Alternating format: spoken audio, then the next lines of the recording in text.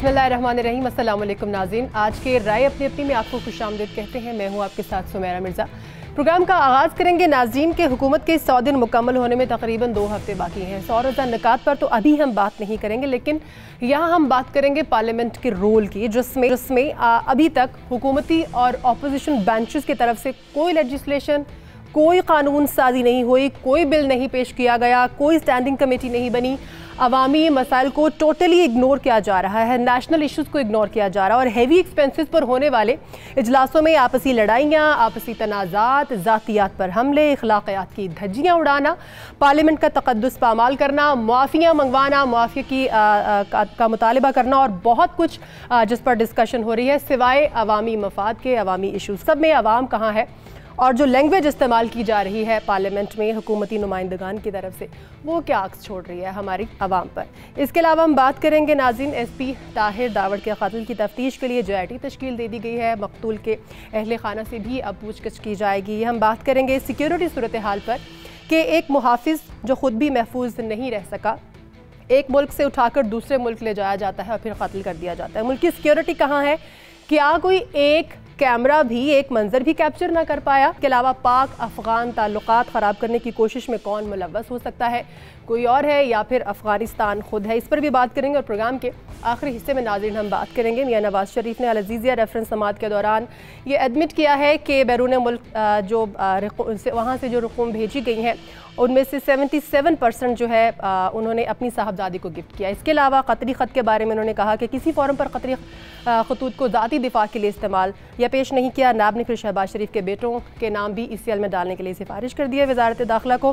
Programme का आगाज़ करेंगे हमारे मेहमानों के तारुफ से भी, और आरिफ साहब हमारे साथ मौजूद हैं प्रोग्राम में। इजहारुल हक साहब भी प्रोग्राम में हमारा साथ देंगे, आपको वेलकम करती हूँ सर। नवाब यूसुफ तालपुर साहब भी हमारे साथ मौजूद हैं सर, आपकी भी राय लेंगे। इसके अलावा राना अफजल साहब भी प्रोग्राम में हमें ज्वाइन करेंगे।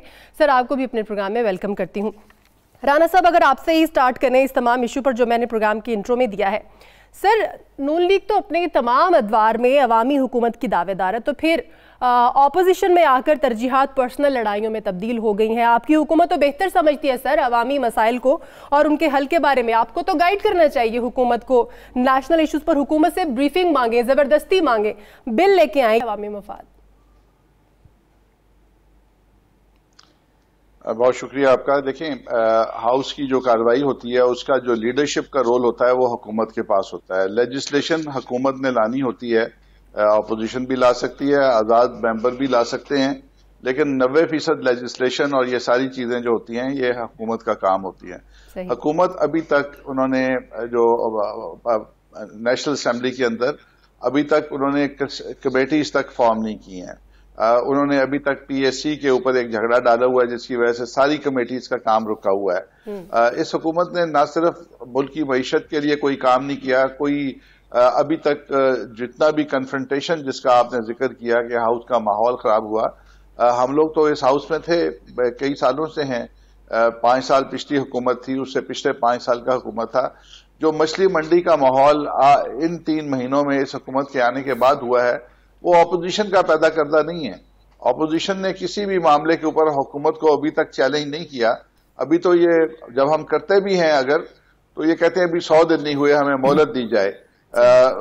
वो सारी चीजें अपनी जगह हैं। तो जो कुछ हो रहा है पाकिस्तान में ये इस नई हुकूमत का किया धरा है, और बजाय इसके कि ये जैसे आपने कहा इनकी नसीहत करें, इनको गाइडेंस दें, बजाय इसके कि ये उस मोड में हों कि हम इनसे कोई गाइडेंस दे सकें और वो कंफर्टेबल रिलेशनशिप हो हमारी, बदकिस्मती से वो कंफर्टेबल रिलेशनशिप नहीं है।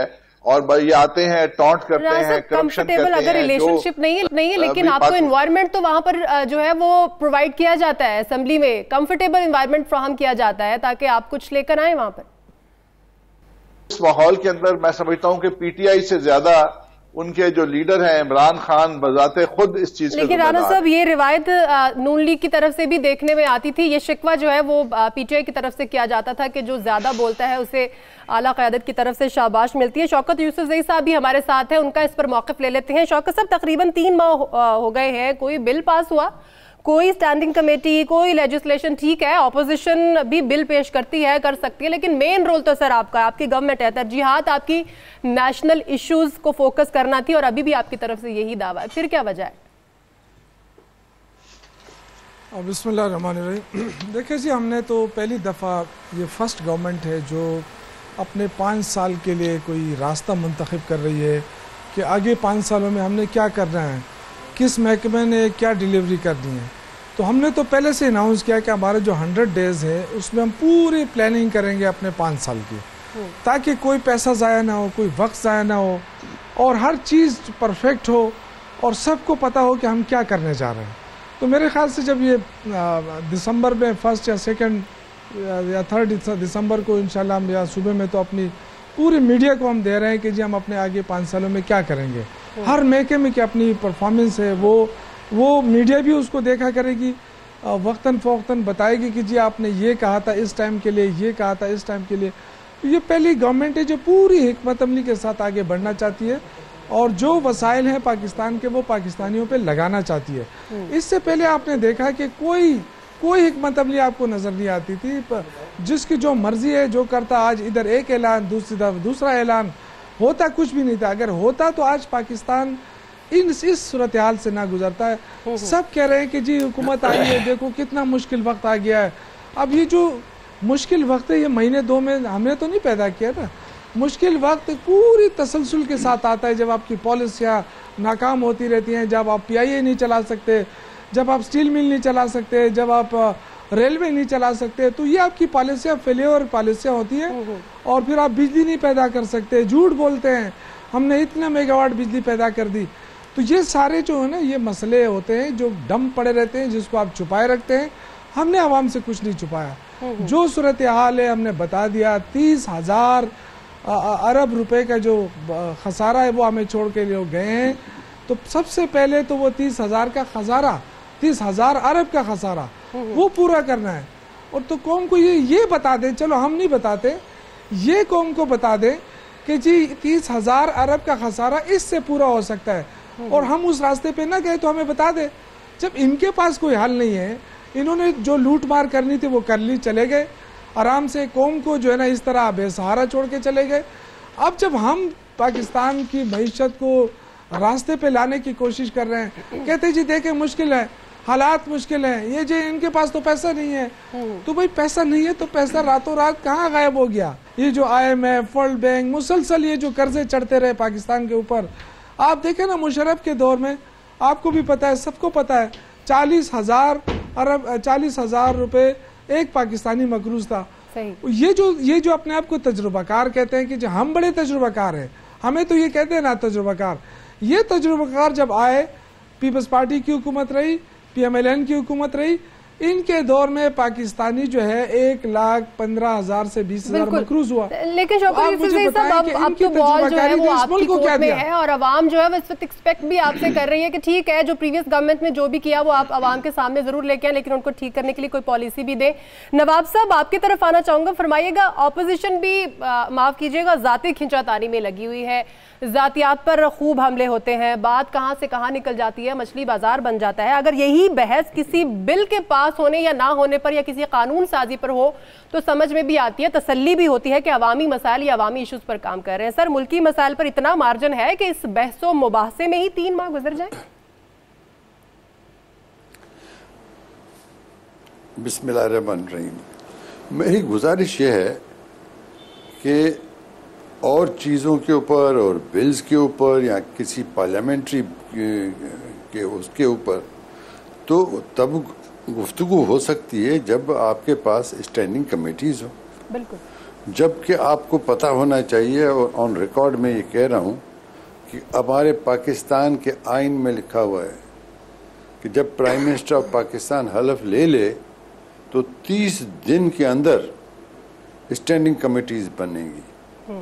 उस 30 दिन को 90 दिन से ज़्यादा हो गए हैं, वो स्टैंडिंग कमेटीज़ नहीं बन रही।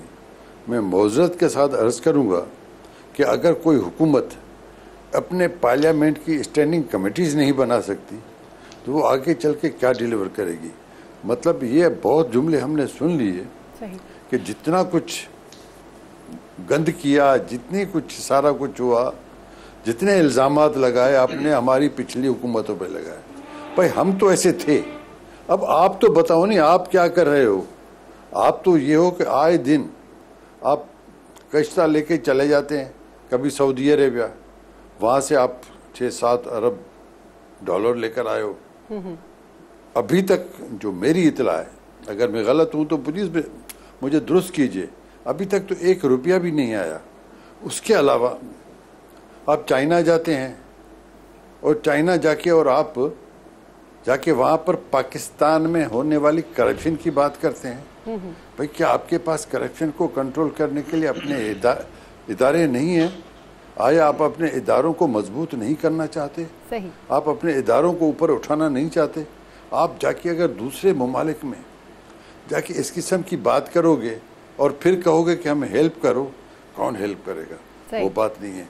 माहौल असेंबली का जो होना चाहिए वो एक महज़ब होना चाहिए। बिल्कुल, इसी माहौल के ऊपर मेरे ख्याल में जो आपने बात की, ये गुफ्तगू निकली थी, जी जी, हाउस के अंदर निकली थी, भाइयों को पता है, और वहाँ पर फिर तय हुआ, लीडर ऑफ अपोजिशन ने खड़े होके वो जो प्रपोजल आया था एथिक्स कमेटी का प्रपोजल, खड़े होके उसने एक्सेप्ट किया।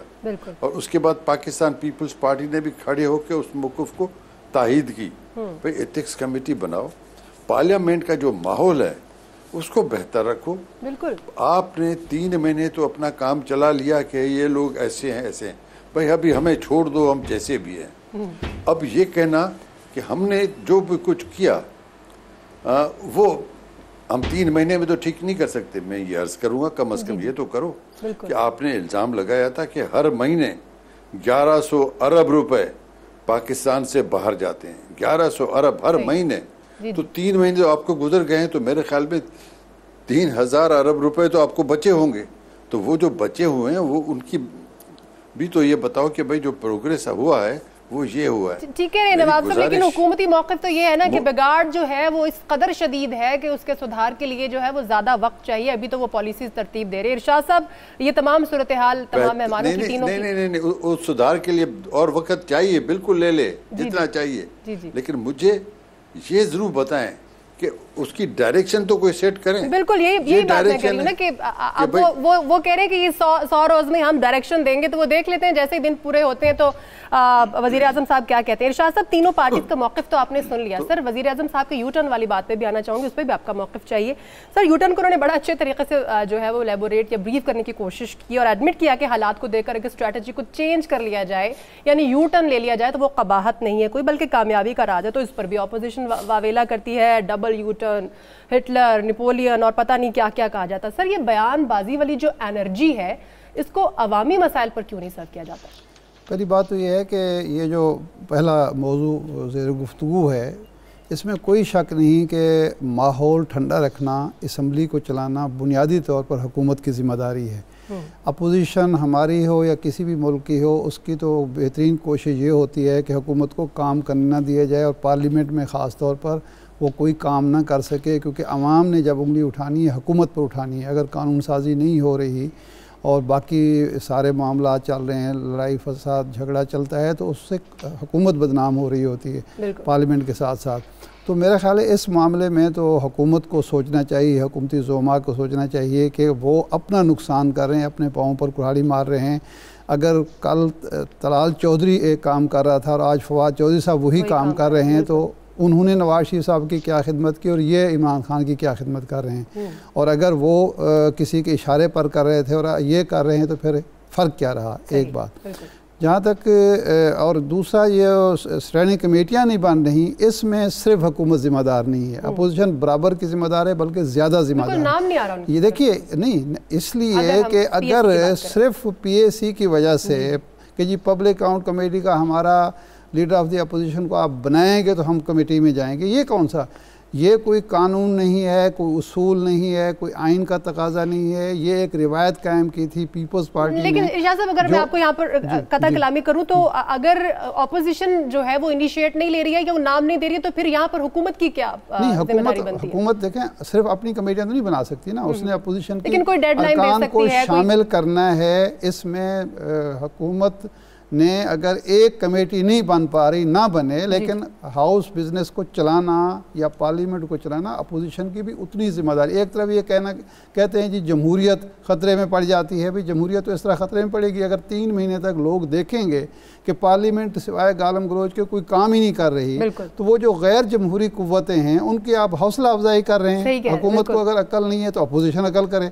कमेटियाँ बननी चाहिए और PAC का मामला जो है इस पर ज़िद और हरदर्मी का कोई जवाब नहीं है। अगर लीडर ऑफ द अपोजिशन अंदर बैठा है, वो नैब में ज़ेर तफ्तीश है, तो ज़रूरी नहीं है कि इसी बुनियाद पर बाकी कमेटियाँ भी ना बनी।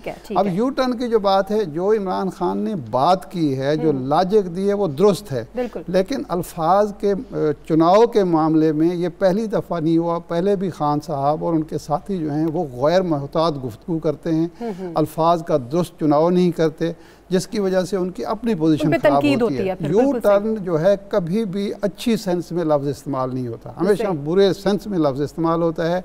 जो उन्होंने मिसालें दी हैं वो बिल्कुल दुरुस्त हैं कि जो एक लीडर होता है, जो विजनरी होता है, वो हालात को देखकर फिर वो स्ट्रेटजी चेंज बुनियाद पर नहीं करता। अगर हालात किसी स्ट्रेटजी को दुरुस्त नहीं मान रहे और रिजेक्ट कर रहे हैं तो चेंज करनी चाहिए, लेकिन उसको यू टर्न का नाम देना जो है, मैं समझता हूँ ये बदज़ौक़ी है। उन्होंने एलैबोरेट करने की कोशिश की और उल्टा तनकीद होना शुरू हो गई। बिल्कुल ठीक है, अब मोहतात हो जाएं। वो इस मुल्क के वज़ीर आज़म हैं, बिल्कुल ठीक है, रोल मॉडल हैं नौजवान नस्ल के, तो इस तरह की गुफ्तगू ना किया करें जिसकी वजह से उन पर वो मजाक तनकीद हो। इज़हार साहब, हुकूमत और ऑपोजिशन मिलके ऐवान चलाते हैं, आज की हमारी बहस ही यही है। दोनों की तरफ से एक फेल्यूर का एलिमेंट जो है वो सामने आ रहा है। अगर हुकूमत नेशनल इश्यूज को पार्लियामेंट में नहीं लाती तो ये ऑपोजिशन के पास एक बहुत बड़ा इशू है खेलने को, लेकिन वो जातियात के हिसार से बाहर ही नहीं आ सकते। फवाद चौधरी मुआफ़ी मांगे जी, मुराद सईद ने ये क्यों कह दिया, मुशाहिदुल्लाह ने ये बात कर दी। रुकावट है कहाँ पर कानून साजी में, पार्लियामेंट में? शुक्रिया सुमेरा। इसका सिंपल जवाब तो एक फ़िक्रे में है कि अगर हुकूमत नेशनल इश्यूज़ नहीं लाती तो अपोजिशन पर कौन सी पाबंदी है, किसने कहा है अपोजिशन को कि न लाएं। अच्छा, अब मैं बात करता हूँ इर्तिका की और मैच्योरिटी की। देखें, ये जो हमारे ममालिक हैं, पाकिस्तान है, साउथ कोरिया है, अभी आपने परसों देखा श्रीलंका में उन्होंने सरपटव्वल फिज़िकल उनका झगड़ा हो रहा था, तुर्की की पार्लियामेंट में ये हुआ है, यूक्रेन में ये हुआ है। तो एक तो ये जो हमारे ममालिक हैं जिनमें पाकिस्तान भी शामिल है, इंडिया है, बांग्लादेश है, कोरिया, हम लोग सियासी तौर पर ज़हनी हवाले से अभी इतने मैच्योर नहीं हुए जितने अमेरिका, सिंगापुर, स्विट्ज़रलैंड या कनाडा हुए हैं। तो ये चीज़ें अभी चलती रहेंगी। अल्लाह का शुक्र है कि हमारी असम्बली में बहुत अरसे से दस्त बदस्त लड़ाई नहीं हुई, लेकिन बहरहाल मछली मंडी की जो आपने बात की है वो सही है। तो ये एक प्रोसेस है, हम इस प्रोसेस से गुज़र रहे हैं और हमें उम्मीद करनी चाहिए कि आइंदा एक अशरे में, कम पीरियड में या उससे ज़्यादा पीरियड में हम उस पुख्तगी के मकाम तक पहुंच जाएंगे जहां इस किस्म के जो अनएनविएबल मनाजिर हैं, नाकाबिल रश्क मनाजिर हैं, वो देखने में नहीं आएंगे। लेकिन दूसरी बात यह है कि वो जो कहते हैं ना कि ई गुनाहेस्ट के दर शहर शुमा नीज़ कुनंद, तो ये गुनाह तो आपके शहर में भी होते रहे। पिछले दौर में प्राइम मिनिस्टर के दफ्तर में मीडिया एक सेल बना रहा जहाँ से रिमोट कंट्रोल से बताया जाता था कि फ़लाँ पर हमला करना है, फ़लाँ पर हमला नहीं करना। मैं जिस तरह इरशाद आरिफ साहब ने कहा है, मैं दिफा नहीं कर रहा, लेकिन ये नहीं हो सकता कि कौम जो है वो या हमारे जो पार्लियामेंटेरियंस की अक्सरियत है वो एक मिजाज की हो, एक नहज पर चल रही हो और उसमें से कुछ आदमी फरिश्ते बनकर निकले। सच्ची बात यह है कि क्या अपोजिशन, क्या हुकूमत, क्या PPP, क्या नून और क्या दूसरी जमातें ज़हनी तौर पर वो एक ही सतह की हैं। क्वालिटी आप देखें पार्लियामेंटेरियंस की क्या है, मैं उस पर ज़्यादा बात नहीं करना चाहता, सिर्फ एक मिसाल देता हूँ कि अगर इमरान खान ने कहा है कि अगर नेपोलियन और हिटलर ने यू टर्न लिया है तो वो नाकाम हुए, तो खुर्शीद शाह साहब ने कहा कि ये तो हिटलर है।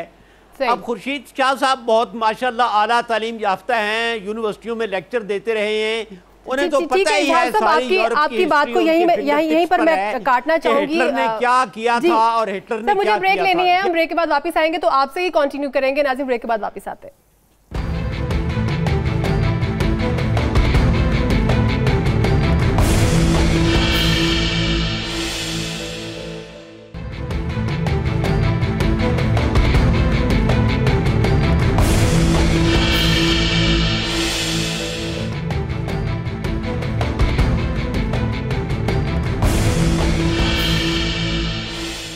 बाद हाजिर है नाजरीन। मुल्क की सिक्योरिटी पर सवालिया निशान लगाता है एसपी ताहिर दावड़ का कत्ल। तफ्तीश कहाँ तक पहुंची, वजह कत्ल क्या हो सकती है, कौन मुलव्वस हो सकता है, मुमकिन तौर पर तमाम मेहमानों की राय लेंगे। इजहार से पहले आपसे शुरू करना चाहूंगी सर, आप अपनी पहले राय मुकम्मल कीजिएगा जब हमारा प्रीवियस टॉपिक था।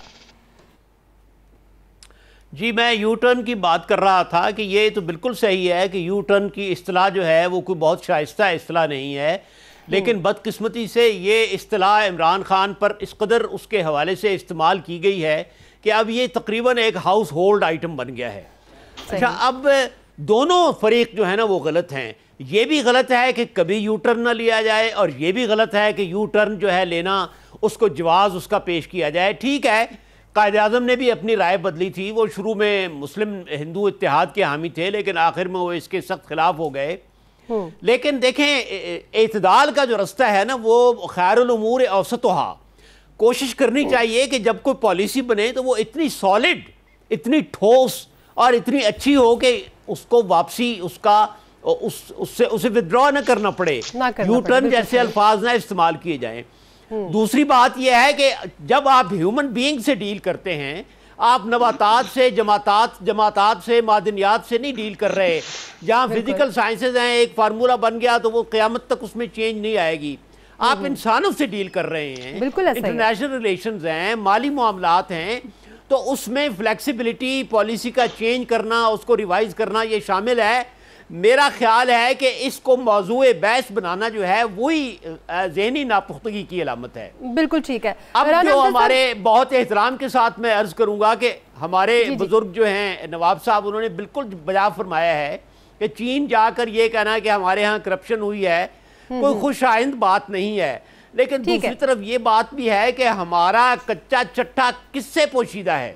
बिल्कुल हमारे मुल्क में जो दहशतगर्दी का हाल हुआ, ठीक कह रहे हैं सर, आपका पॉइंट आ गया सर। अगर हम सिक्योरिटी वाले इश्यूज पर आए और आपका मैं इस पर मौक़िफ़ जानना चाहूंगी, ये जो एसपी ताहिर दावड़ साहब का जो कत्ल हुआ है सर, अगर ऐसा कोई मामला अफगानिस्तान में पेश आ जाता, हमारे मुहाफिज के साथ जैसे पेश आया, अफगान हुकूमत का इस पर रद्द अमल क्या होता, और या ये क्या किसी दुश्मन की साजिश है कि अफगानिस्तान के साथ ताल्लुकात में सुधार ना आ सके, मजीद खराब हो, कड़ियाँ कहाँ मिलती हैं? ये बात करीने क़ियास बात ये है कि इसमें अगर अफगान हुकूमत शामिल नहीं है तो अफगान हुकूमत की एजेंसियां ज़रूर शामिल हैं। सबसे पहली बात तो मैं ये करूँगा कि अफगान बॉर्डर हमेशा से हमारे लिए एक कर्ज रहा है। पाकिस्तान को इस बॉर्डर ने पैदाइशी लूला लंगड़ा बना दिया है। ये हमारे लिए हमेशा से मसाइब, वो मुझे हज़रत उमर की बात याद आती है जब इराक़ और ईरान और रोम के साथ लड़ाई हुई तो आप फरमाया करते थे कि काश आग का पहाड़ हमारे दरमियान होता, हम इधर होते और हम उधर होते। तो मुझे याद है जब सरताज अजीज वजीर खारजा थे तो उन्होंने भी ये कहा था कि काश एक दीवार होती, हम इस तरफ होते और वो उस तरफ होते। एक बात तो ये है। दूसरी बात ये है कि अफगानिस्तान पर जितनी मेहरबानियां पाकिस्तान ने की हैं, 30 लाख मुहाजिरों को, उनकी कई नस्लें यहाँ परवान चढ़ी हैं।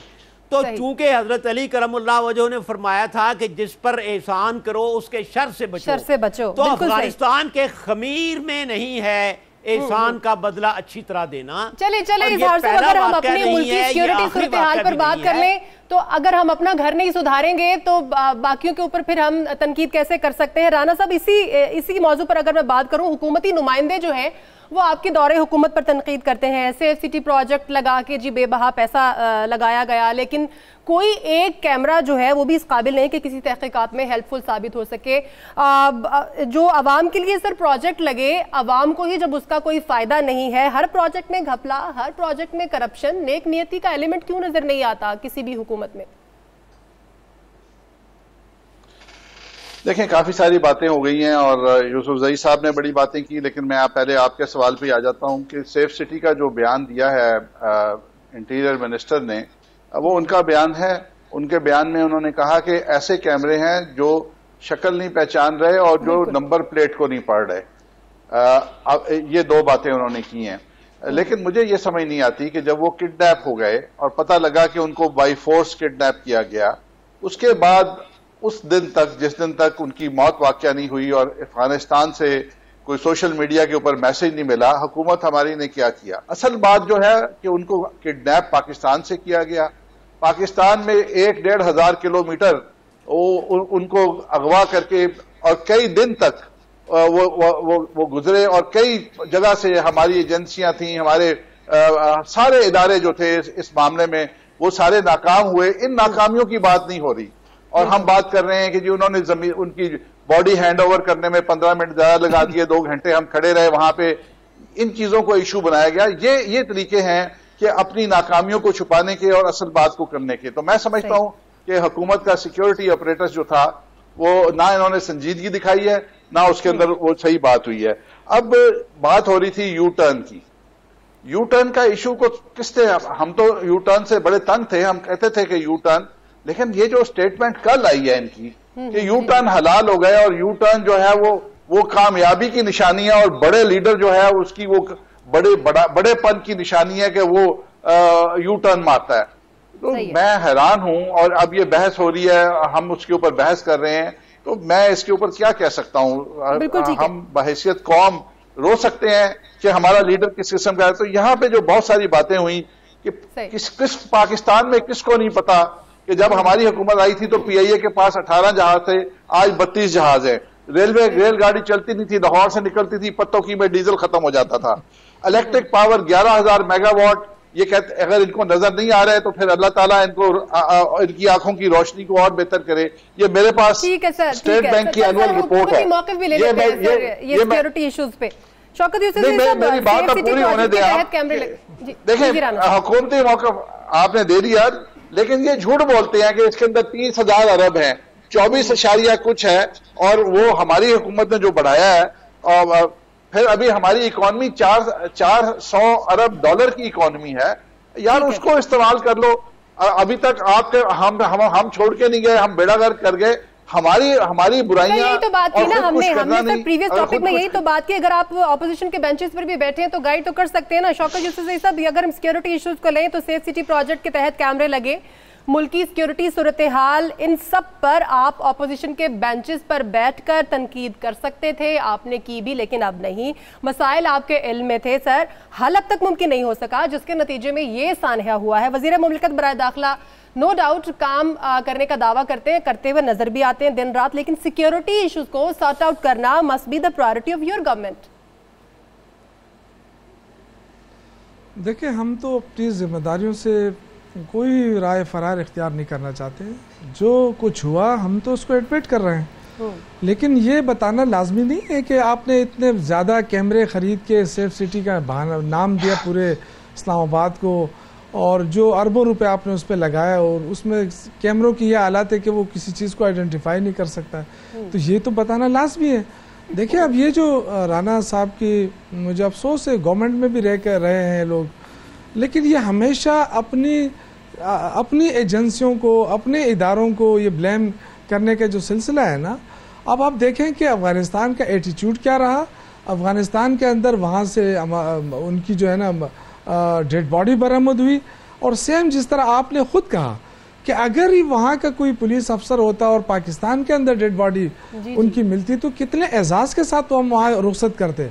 और वहाँ 2 मिनिस्टर, ये बात नहीं है कि हम 2 घंटे खड़े रहे, हम 3 घंटे खड़े रहे, हम वो लोग हैं, गरीब लोग हैं, हम पहाड़ों पे फिरने वाले लोग हैं, हम 10-10 घंटे पहाड़ों पे पैदल फिरते हैं, हमें कोई इशू नहीं था खड़ा होने का।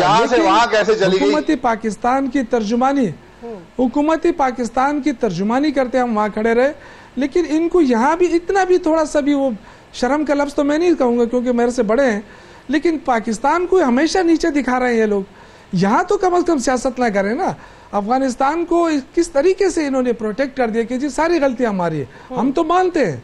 देखिए, जहाँ गलती हो जाए वो मानने चाहिए। अगर सिक्योरिटी के इदारों से गलती हुई है हम मानते हैं, लेकिन ये जो तरीका है, इंडिया के अंदर एक पटाखा फूटता है, उनकी मीडिया, उनके तमाम तर जितने भी पॉलिटिशियंस है वो फौरी तौर पे मीडिया पे आके कहते हैं जी पाकिस्तान ने किया। पाकिस्तान में जो कुछ होता है हम कहते हैं जी दूसरे इसमें नहीं, हम ही मुलव्वस हैं। तो ये खुदा के लिए दूसरी बात ये है कि जो यू टर्न का लफ्ज है, यू टर्न का लफ्ज मेरे ख्याल से राना साहब की जो कंपनी थी इनकी, जो मीडिया सेल के नाम पे प्राइम मिनिस्टर हाउस में बैठ के जो करते जी यहाँ यू टर्न, यहाँ यू टर्न, ठीक है, कोई यू टर्न शू टर्न नहीं है। आप मुझे बताएं कि इमरान खान ने 96 में जो सियासत शुरू की थी करप्शन के खिलाफ, आज वो प्राइम मिनिस्टर है, आज भी वो करप्शन के खिलाफ सियासत कर रहे हैं। असल में यूटर्न की बात यहाँ पर ये हो रही है कि ये अल्फाज का चुनाव जो है वो यहाँ पर ठीक नहीं है। सर मुझे यहाँ पर एक शॉर्ट ब्रेक लेनी है, फिर शॉर्ट ब्रेक लेनी है, ब्रेक के बाद जब हम वापस आएंगे तो इधर से कंटिन्यू करेंगे। हमने इस्तेमाल नहीं किया है, ठीक है, हमने अपना मकसद नहीं छोड़ा है, उसको क्लियर किया। चलें ठीक है सर, मुझे एक छोटी सी ब्रेक लेनी है, ब्रेक के बाद वापस बाकी मेहमानों का भी इस पर मौक़िफ़ लेंगे, साथ रहिएगा।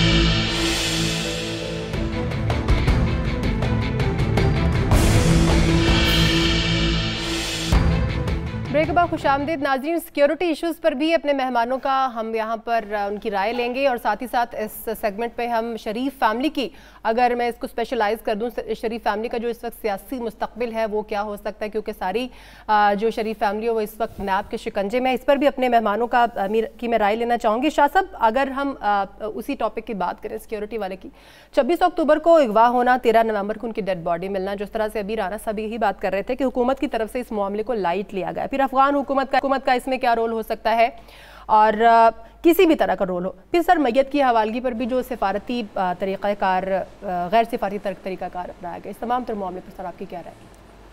देखिए, जो बात राना साहब ने कही पार्शली वो भी दुरुस्त है और जो यूसुफ साहब बात कर रहे हैं वो भी दुरुस्त है। अफ़गानिस्तान ज़िम्मेदार है, कोई शक नहीं है, लेकिन हमारी जो नाकामी है उसको एक्सेप्ट करना चाहिए।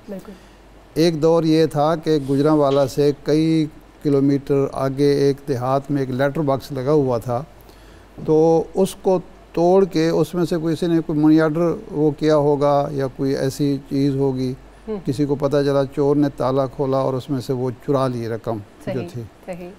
तो एसपी अंग्रेज़ जो था लाहौर से उस जगह का मुआयना करने गया, देखने गया कि जी ये रियासत का जो लेटर बॉक्स था उसके साथ ये खिलवाड़ किसने किया, ये जुर्रत किसी को क्यों हुई है कि उस लेटर बॉक्स को तोड़े, उसका ताला तोड़े। सही। आज एक एसपी सीनियर पुलिस अफसर जो है अगवा होता है और इतने दिन वो होते हैं। अब जाहिर बात है, ठीक है, कैमरे गलत लगे हुए हैं, भाई उनको कौन चेक नहीं कर रहा। अब तो 3 महीने से आप बैठे हुए हैं, 2.5 महीने तो हो गए हैं ना, ये चेक किसकी जिम्मेदारी थी कि ये कैमरे जो लगे हुए हैं दुरुस्त काम कर रहे हैं, नहीं कर रहे। हमारा जो पुलिस का सुराग रसानी का निज़ाम है वो कहाँ चला गया। दुरुस्त बात है कि ये नाकों से गुजर के गए हैं, वो नाके जो थे वहाँ किसी ने क्यों चेक नहीं किया। आखिर इतना फासला तो तय किया है, हमें अपनी नाकामी भी तस्लीम करनी चाहिए। जहाँ तक अफ़गानिस्तान का ताल्लुक़ है, इस वक्त हम सिर्फ अफ़गानिस्तान के शर का शिकार नहीं है, वहाँ अमेरिका बैठा हुआ है, अमलन कब्ज़ा है अफ़गानिस्तान में। अफ़गानिस्तान की हुकूमत की कोई हैसियत नहीं है, ऑक्युपाइड अफ़गानिस्तान है। अमेरिका उसका ज़िम्मेदार है, इंडिया ज़िम्मेदार है कि इंडिया की वहाँ प्रेजेंस है और वहाँ इन्वेस्टमेंट है अच्छी खासी। ठीक है सर। तो हमें खुलकर कम अज़ कम अगर तहकीकात होती है तो अपनी गलतियों को भी तस्लीम करना चाहिए, लेकिन सिर्फ अफ़गानिस्तान और अफ़गानिस्तान के गैर रियासती अनासर नहीं, खुलकर बात करनी चाहिए कि हमारा, अगर हमें ये सबूत मिलता है कि वहाँ के कोई अनासर इसमें मुलव्वस हैं तो हमें खुलकर बात करनी चाहिए, शर्मा का मुजाहरा नहीं करना चाहिए। ठीक है सर, ठीक है। इरशाद साहब, अब वो शरीफ फैमिली के उस पर भी ज़रा बात कर लेते हैं, उनका क्या मुस्तकबिल हो सकता है, आपकी राय चाहिए। देखिए, मेरा नुक्ता नज़र ये है कि अगर मियां नवाज शरीफ साहब इस बात पर अड़े रहते हैं कि जनाब रोल मरियम नवाज साहिबा का हो सियासी, जी, और फिर कोई रिकन्सिलिएशन होगी, तो मेरे ख्याल है ये मुमकिन नहीं है, ये मुश्किल है। ठीक है, क्योंकि जिन मुश्किलात का शिकार इस वक्त शरीफ ख़ानदान है उसकी बहुत बड़ी ज़िम्मेदारी नवाज शरीफ के अलावा मरियम नवाज साहिबा पर आती है। ठीक है, उन्हें पीछे हटना पड़ेगा। अगर वो आफियत चाहते हैं या वो चाहते हैं कि जी अब इस मुश्किल से वो निकलें, अगर वो लड़ना चाहते हैं, वो हर कीमत पे फतह और शिकस्त का एक तस्वुर लेके बैठे हों तो उनकी मर्ज़ी है, लेकिन मैं नहीं समझता कि अगर वो इस बात पर इसरार करते रहें कि जी हम सियासत करेंगे और मरियम नवाज साहिबा उसकी लीडर होंगी और शहबाज शरीफ साहब की ज़रूरत नहीं है, या शहबाज शरीफ, अगर शहबाज शरीफ साहब को पहले दिन पिछले साल 28 जुलाई को वो इख्तियारात सौंप देते तो शायद आज शहबाज शरीफ साहब भी बाहर होते और नवाज शरीफ साहब की मुश्किलात भी कम हो चुकी। मुझे तो फ़िलहाल कोई इसके अलावा हल नज़र नहीं आता कि वो पीछे हटें और शहबाज शरीफ साहब के हवाले करें और फिर मुमकिन है सियासत में उनका कोई रोल बन ठीक है। ठीक है, नवाब यूसुफ तालपुर साहब फरमाइएगा, जो सिक्योरिटी इश्यूज की हम बात कर रहे थे, इस वाक़े में आप किस तरह से एनालाइज करेंगे इसको?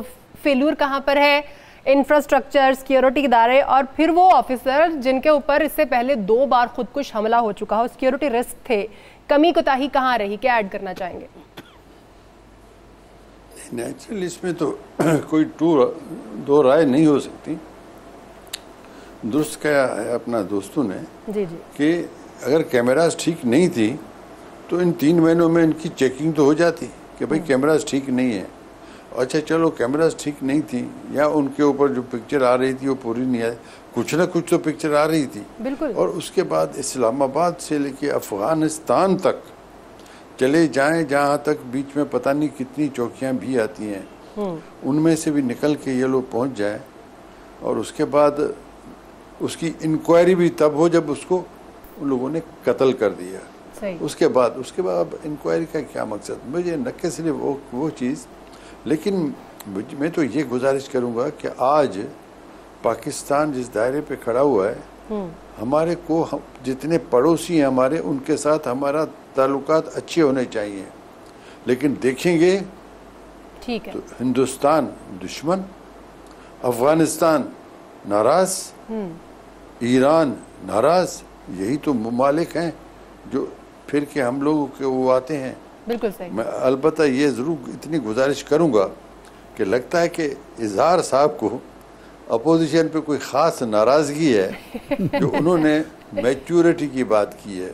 ठीक है। मैं इजहार साहब को बहुत मोहतरमाना गुजारिश करूँगा, सही बात अगर मैच्योरिटी करोगे तो फिर आपको देखने में यह आएगा कि मैच्योरिटी कहीं और नहीं है, लेकिन अपोजिशन के अंदर जो चीज़ें हैं वो डिसिप्लिन के अंदर चल रही हैं। और ये भी आपका कहना कि अगर गवर्नमेंट नहीं कर रही तो अपोजिशन करे, अपोजिशन तो हर्डल्स क्रिएट करेगी गवर्नमेंट के लिए। ठीक है सर, वो उनके लिए फूल तो नहीं बुझाएगी। सही है। और उनके लिए जब भी कोई बात होगी तो उसमें जो तनकीद होगी वो तामीरी तनकीद होगी, तनकीद कोई इस किस्म की बिल्कुल नहीं ठीक होगी। सर, चाहते भी यही है कि तामीरी तनकीद हो, लेकिन हो तो सही, आपसी लड़ाइयाँ ना हो सर। यानी कि अगर सिक्योरिटी की बात करें तो मुल्की सूरत हाल और बैरूनी अनासर जो है उनकी मिली भगत से जो है ये वाकया जो है वो पेश आया है। सर नवाब साहब आपसे ही पूछना चाहूंगी, ये शरीफ सामने का मुस्तकबिल अब आप क्या देख रहे हैं? आला क़यादत के बाद अब पार्टी कैसे चलेगी? जी इजहार साहब आपकी जानिब भी आती हूँ, आपसे नवाब साहब की बात का जवाब जरूर लूंगी। नवाब साहब अपना कमेंट प्लीज मुकम्मल कर दीजिएगा। नहीं, मैं तो ये कहूँगा कि हमारे इदारे मजबूत होने चाहिए। हमें अपनी तरफ से सर शरीफ फैमिली का मुस्तकबिल कोई राय नहीं देनी चाहिए, बिल्कुल अपनी, और उन इदारों को इतना मजबूत होना चाहिए इरिस्पेक्टिव कौन भी हो वो बच न पाए। और मेरे ख्याल में इस तर्ज में मौजूदा हुकूमत बातें कर रही है, लेकिन मैं उम्मीद रखता हूं कि वो अमली तरह से इसके ऊपर अमल भी करेगी। और अमली तरह अमल ये है कि बातें करना छोड़ दें, इनको इतना ताकतवर कर दें, FIA को, नैब को, बिल्कुल जितने ये इदारे हैं, ताकि वो अपना जो काम है वो करते रहें और कल आपको बेहतर एक सूरत हाल मिलेगी। और उन पे कोई तनकीद भी ना करें, इसकी कि हम एक दूसरे को इल्ज़ाम करते रहें और उसके बाद जिस तरह से वो गुफ्तगू करते हैं अपने इंफॉर्मेशन मिनिस्टर, वो तो गालिबन आते ही हैं पार्लियामेंट का एक माहौल खराब करने के लिए, आगे गुफ्तगू करके चले जाते हैं। नवाब साहब बात करने दें, फिर टाइम जी जी साहब आपकी तरफ एक नवाब साहब, अगर नैब काम करे, मजबूती से काम करे तो मुस्लिम लीग कहती है इंतकाम ले रही है, FIA अगर कुछ काम करे तो आपके साथी कहते हैं कि जनाब इंतकाम लिया जा रहा है। कुछ बेचारे इदारे कहाँ जाएं? चले इजहार साहब आप प्लीज कमेंट कीजिएगा। पीपुल्स पार्टी कुछ भी कहे, नवाज लीग कुछ भी कहे, ठीक है सर, अपना काम करें, ठीक है, बिल्कुल ठीक। जी जी इजहार साहब, और उनको अक्रॉस द बोर्ड करना चाहिए, ठीक है, जी जी जी, टारगेट नहीं करना चाहिए। अभी जो नैब काम कर रही है वो लग रहा है किसी को टारगेट कर रही है। चले सर ठीक है, इजहार साहब आप प्लीज अपना कमेंट कीजिएगा। सर मेरे पास बात नहीं होना चाहिए कि जो लोग पीपुल्स पार्टी के या PMLN के चले जाते हैं PTI में, वो तो जैसे कि दूध में से साफ हो गए निकल। नहीं सर इजहार साहब, लेकिन जो इजहारुल हक साहब प्लीज उधर है सर प्लीज स्टार्ट कीजिएगा। जी वो खत्म करें तो मैं तब शुरू करूं। Sir please. देखें मैच्योरिटी की जो बात है, जी जो मैच्योरिटी की बात है, वो मैं ये कहूंगा कि वो बात सारे फसाने में जिसका जिक्र नहीं, वो बात उनको बहुत नागवार गुजरी है।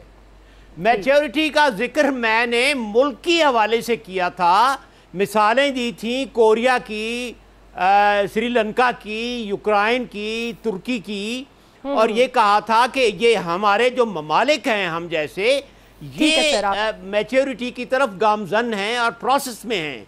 हमें तो मैंने ये नहीं कहा कि अपोजिशन मैच्योर नहीं है, हमारी ना अपोजिशन से कोई झगड़ा है, ना हुकूमत हमारे चाचे की बेटी है, हम तो न्यूट्रल हैं, देखने वाले हैं, हम तो मुबस्सिर हैं।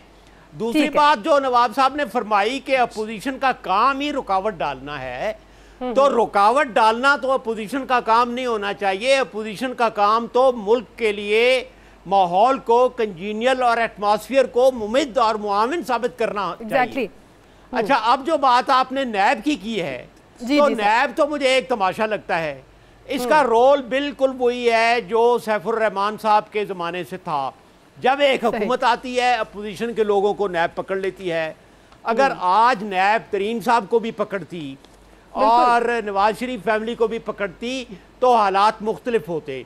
अभी हमजा शहबाज आया है, जो भी आया है, बात यह है कि अभी तक पिछले 15-20 साल हो गए हैं, नैब की पटारी से कोई सांप नहीं निकला, किसी कोई पैसा वापस नहीं आया, किसी को सजा नहीं हुई। मैं नैब की कारकर्दगी से मुतासिर रही हूँ।